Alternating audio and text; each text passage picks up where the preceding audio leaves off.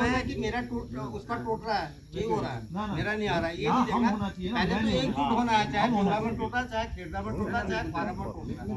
हमने ये देखना था कि मतलब सब एक ही का है, ये वाला। सबसे पहले आप सभी को मेरा प्यार भरा नमस्कार। मैं ज्योति शर्मा अपने YouTube चैनल से आप सभी का हार्दिक स्वागत करती हूँ। तो रोज़ की तरह तुलसी माता में जल और सूर्य भगवान जी को जल चढ़ाने के बाद मैंने अपनी पूजा अर्चना की। तो दोस्तों, आज मैं आप लोगों को बताना चाहूँगी कि हाईकोर्ट के आदेश पे जो अतिक्रमण का मामला आया था उसमें जनता नाखुश है। तो आज इसी बाबत यहाँ PWD गेस्ट हाउस पे व्यापार मंडल की बैठक बैठी हुई है। इसमें क्या निर्णय निकला ये सब आपको मैं बाद में बताती हूँ। निर्णय निकलने के बाद तब तक बने रहिए मेरे वीडियो पे। सभी के पास पहुँचे हुए हैं, इसमें ऐसा कहीं पे वो नहीं लिखा है, एक अतिक्रमण वाला लिखा है। तो अतिक्रमण का मतलब मेरे जो अपना संज्ञान में है, अतिक्रमण हम लोगों ने नहीं किया है, अपनी अपनी पैतृक ज़मीन में हमने किया है। और जो रजिस्टर्ड जिन्हें खरीदी है, जिनने रजिस्टर्ड किया है, उनने अपने उसमें बना रखा है, अतिक्रमण नहीं किया। और हाँ, सवाल ये रहा क्योंकि रोड हमारे लिए यहाँ पर आ रही है, तो रोड के लिए हमको भाई रोड की सुविधा हमको है, तो वो ठीक है, उनकी जितनी रिक्वायरमेंट है वो लें और हमको उसका मुआवजा दें। भाई ये एक तरीका हो सकता है। अब ये यहाँ पर सीधे सीधे भेज दिया गया कि भैया इसको, जैसे ऊपर ये वाली रोड में हमने देखा, उसका भी हमने एक नोटिस पढ़ा था, और जो हमको यहाँ नोटिस दिया है उसमें ऐसा तो नहीं लिखा है कि भैया आप इतने दिन में खाली कर दो, ये कर दो, ये नहीं लिखा है। उनके वादे में ये लिखा है कि 5 सितंबर तक आप इसको खाली कर दो। उसके बाद अगर आप खुद खाली नहीं करोगे तो फिर हमारी लोक निर्माण विभाग या जो भी है वो अपने स्तर से तोड़ेगी, तो उसका आपको पैसा भी देना पड़ेगा। लेकिन यहाँ ये सबसे बड़ी चीज़, हम लोग यहाँ पे एक सब इकट्ठा होकर ये करते हैं कि उनने कहा भैया ठीक है, ये हमारी जो ज़मीन, हमारी जो अपनी किसी की पैतृक ज़मीन होगी, किसी की रजिस्टर्ड ज़मीन होगी, तो उस हिसाब से उनसे कहेंगे भी आप यहाँ पे ये रोड का जो है आपका कौन से किस रोड, मतलब किस खेत में रोड है और कहाँ कहाँ ये रोड है, किस उसमें है, तो उससे कौन से दायरे में। अब कल पता चला, जैसे एक हमारे अध्यक्ष जी है, इनसे परसों संज्ञान में ही हमने लिया कि इनकी बहन का एक मामला ऐसा आया था कि रोड इनकी जो बनी थी कब बनी होगी, तो मकान, अब आज उनके पास ये नोटिस आ रहा है कि रोड में जो रोड कटी है उसका नहीं आया है, और वो लगभग 2-3 खेत नीचे उनने मकान बना रखा, उसके लिए उनका नोटिस आया कि आपने अतिक्रमण किया, जबकि रोड वहाँ है ही, ये इनके वहाँ का है। तो वैसे ही यहाँ भी हो सकता है कि जिसमें मेरी दुकान है, क्या पता वो PWD में हो, या क्या पता वो रोड से नीचे वाली में PWD का हो। तो हम लोगों को तो अभी यही जानकारी नहीं है कि रोड किस में है। तो इसलिए हम लोगों ने ये वो करना है कि अपने स्तर से, चाहे वो पट्टी पटवारी से करें या फिर निर्माण विभाग के ये या अधिकारी हैं, उनसे ये चीज़ ली जाए कि कि भैया ये देखो जहाँ थी किस नंबर में है, और वहाँ से कितना मीटर हमको ये जो इसका रूरल कंट्रोल एक्ट है उसमें हमें छोड़ना पड़ेगा।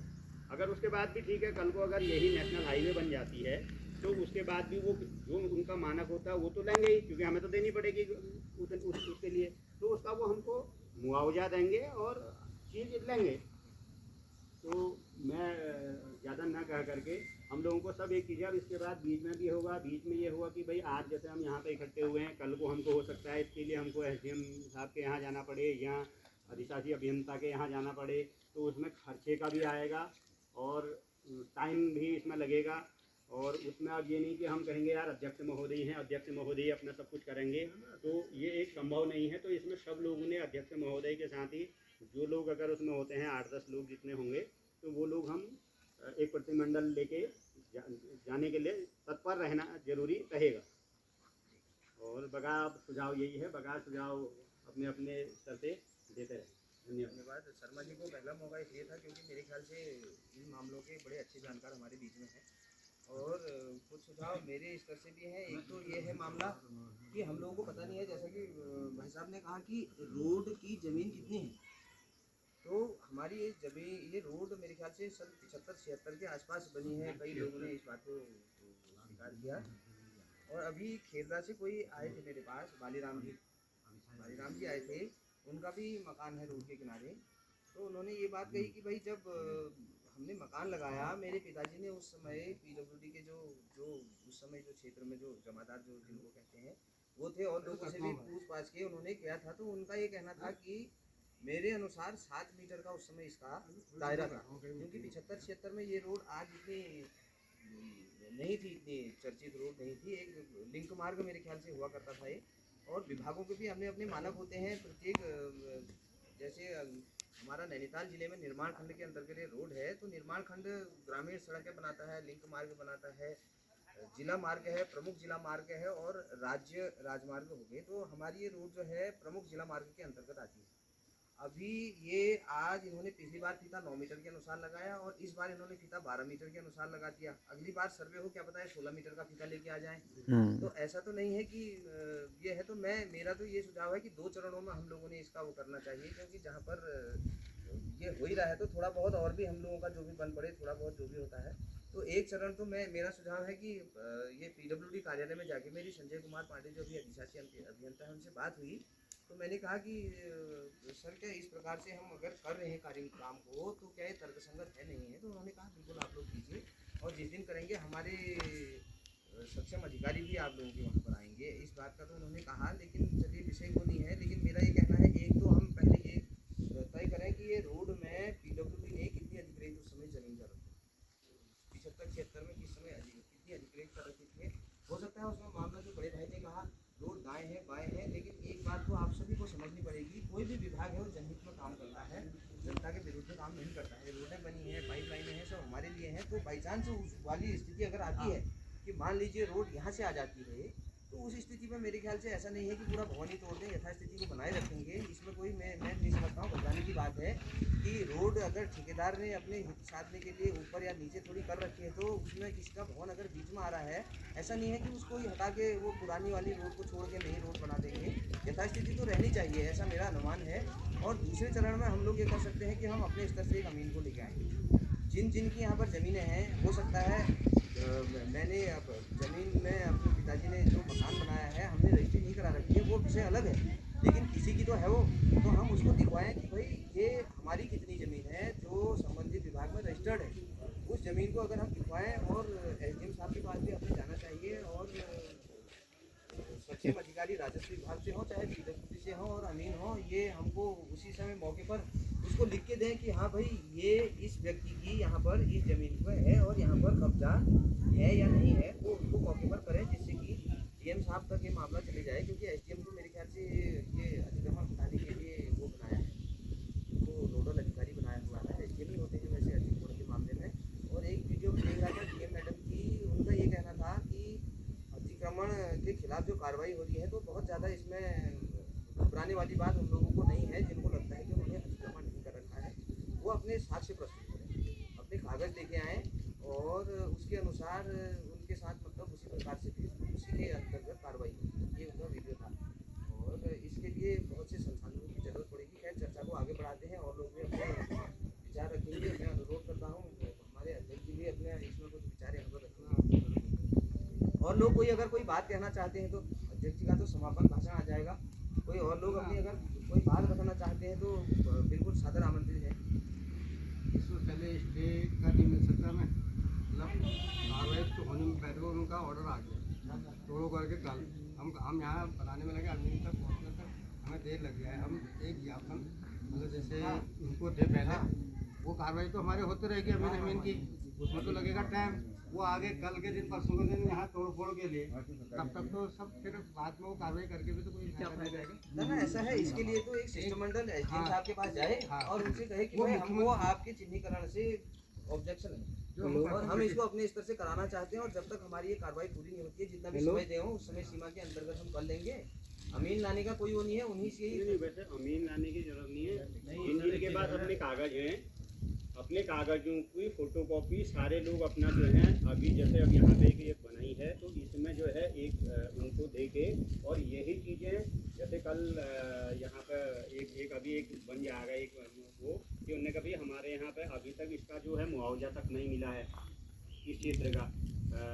जहाँ तक मेरे संज्ञान में हो सकता है कि इसमें मुआवजा मिला हो, लेकिन जो हमारे संज्ञान में है वो अभी तक यहाँ मुआवजा नहीं, केवल 2 लोगों को यहाँ मुआवजा मिला है, चंदन सिंह मोदी जी, एक पान सिंह रतन सिंह।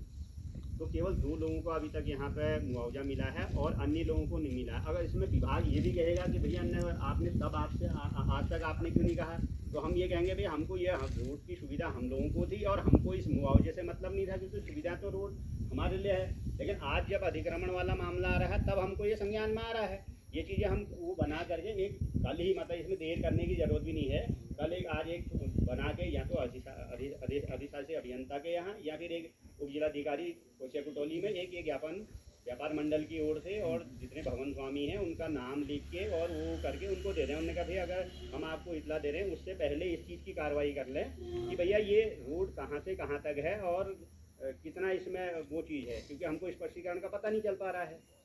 तो उससे जो है वो एकदम ऐसा कदम उठाएंगे नहीं, तो उसके बाद उसकी प्रक्रिया होगी। अब जहाँ अभी भाई साहब ने हमारे बताया कि अमीन और वो अमीन लाने की हम लोगों को किसी को ज़रूरत भी नहीं है और न हम लोगों को किसी को टेंशन लेने की ज़रूरत है, क्योंकि वो विभाग का मामला है। फिर विभाग उस हिसाब से करेगा कि हाँ भैया आप जो है आप 1 मीटर में आ रहे हो, आप 2 मीटर में आ रहे हो, आप 3 मीटर में आ रहे हो, या कोई नहीं आ रहा है, वो विभाग भेजेगा। हाँ, सरकारी अमीन भेजेगा। जब अतिक्रमण टूट रहा उनका अमीन तो रही रहा साथ में, अतिक्रमण ऐसे नहीं टूटा, अमीन तो रही रहा। उन्होंने तो नोटिस इसलिए दिए होंगे जब उनका पूरा पैमाना बना होगा। लेकिन अब हमको अपने बचने के लिए ना, हम लोगों का क्या है कि हम लोगों का भाई कहाँ अब जरूरी है, जैसे आपकी दुकान है भाई साहब, आपका अपने पास रजिस्टर्ड चीज़ है, आपने वो किया है, तो उसमें कैसे हमको पता चलेगा कि भाई ये पैमाना है? वो हमको तो किसी को बताया नहीं है। ये आपको ये तो बताया नहीं होगा ना कि आपका इतना टूट रहा है या ये चीज़ हो रही है। तो वो जो है इनका वो आएगा, इनके विभाग के जो आएंगे वो हमको बताएंगे कि हाँ भैया आपने इतना ये दिया है। अतिक्रमण तो हमने किया ही नहीं है ना। अतिक्रमण का मतलब तो हमने कोई किसी के उसमें नाजायज में थोड़ी कर रखा, हमने अपनी चीज में किया। हमारे नाम पर है तो अतिक्रमण का तो मतलब ही नहीं है, हमने अतिक्रमण किया। हाँ ठीक है भैया, रोड के लिए हमको बोलेगी हाँ भैया ये रूरल कंट्रोल एक्ट के तहत हमको जो है यहाँ पर 5 मीटर चाहिए, अब 5 मीटर हमको देनी पड़ेगी भैया, अगर सुविधा है तो उसको हमको मुआवजा देगी। मेरा कहने का मतलब है जांच का विषय है।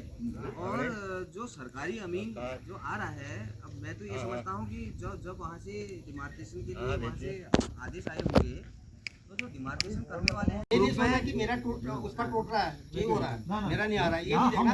पहले तो एक टूट होना है, चाहे टोला में टूटा, चाहे खेड़ा में टूटा, चाहे फारा में टूटा। हमें ये देखना था कि मतलब सब एक ही का है ये वाला, और बाकी वो सहयोग करने के लिए मतलब पूरा केवल स्टे के लिए पहले उसको वो देंगे। स्टे के मुख्यमंत्री को एक ज्ञापन दो, हर क्षेत्र से स्टे लग जाए ना, उसके बाद फिर वो कार्रवाई, क्योंकि कार्रवाई में ये पंडित जी कह रहे ठीक कह रहे हैं, वो होना चाहिए। अमीन पता नहीं कब आएगा, 10-15 उससे पहले हमारा टूटना स्टार्ट हो जाएगा। जल्दी वाली कार्रवाई पहले ये है, हमने इसको प्रार्थना पत्र बनाओ, इसको माननीय मुख्यमंत्री द्वारा ना विधायक के थ्रू, मतलब मुख्यमंत्री को जाना एक ज्ञापन ना हाँ विधायक महोदय वो अपने स्तर पर थोड़ा सा मतलब कार्रवाई विधायक को लिखो, हाँ एक विधायक को लिखो, हल्द्वानी में वही लोग गया सब जगह चले जाए ना हमारी लेटर, बस हो गया ये लेटर। तो खैर ऐसा है ना, जरा सा अंग्रेजी भाषा और भी बहुत चीज़ें आ जाती है, इसमें समय लगता है। मैं सोच रहा हूँ साझे पेपर में सब लोग अपने साइन जो कर दें, साइन कर लें, उसके बाद उसको जो बनाएंगे। तो इस मुद्दे पे सारे व्यापारी एकजुट दिखाई दिए और उन्होंने सारे क्षेत्र में भ्रमण किया। अब किसी का नया मकान है उसको उस हिसाब से तय होगा, जैसा पुराना होगा। तो दोस्तों अंत में यह निर्णय लिया गया है कि व्यापार मंडल के सभी पदाधिकारियों द्वारा एक ज्ञापन अधिशासी अभियंता लोक निर्माण विभाग नैनीताल को और विधायिका महोदया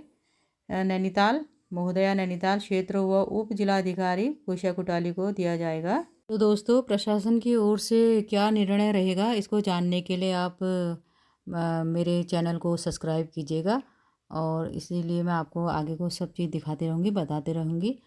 तो वीडियो को लाइक, शेयर और सब्सक्राइब कीजिएगा। तो धन्यवाद, जानने के लिए बने रहिए अगले ब्लॉग में।